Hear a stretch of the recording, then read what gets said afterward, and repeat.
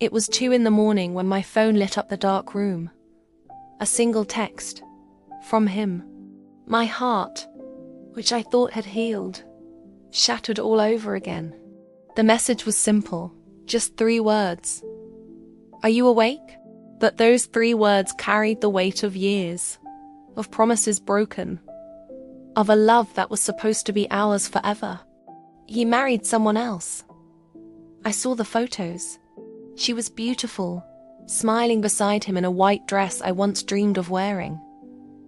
Everyone said they were perfect together. I tried to believe it, tried to move on, to piece my life back together. I told myself I was happy for him, that his happiness was all that mattered. But at night, in the quiet moments before sleep, the truth would always find me.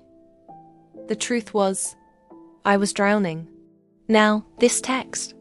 A selfish, cruel ripple in the calm I had fought so hard to find. What did he want? Did he know what this would do to me? Did he even care? I imagined him lying next to his wife, her breathing soft and steady, while he reached out to the ghost of his past. To me.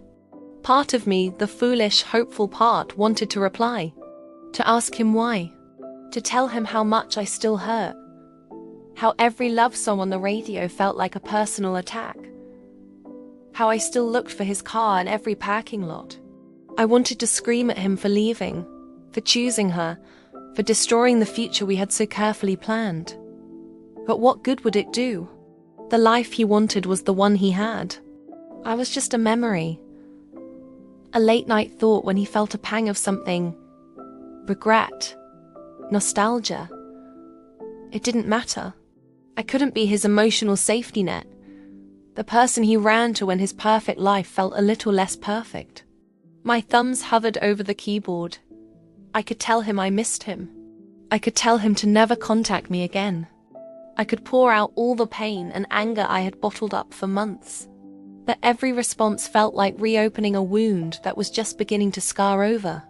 Responding meant letting him back in, even just for a moment, and I knew I wasn't strong enough to survive that again. So I did the hardest thing I've ever had to do.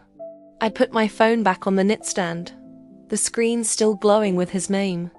I turned over, pulled the covers up to my chin, and stared into the darkness. Silent tears tracing paths down my cheeks. This wasn't a love story with a happy ending. It was just a story, and my chapter with him was over. He had closed the book when he said, "I do," to another woman. It was time for me to finally accept that. With a shaking hand, I reached for my phone one last time, held my breath, and blocked his number. The silence that followed was deafening, but for the first time in a long time, it felt like my own. It felt like peace,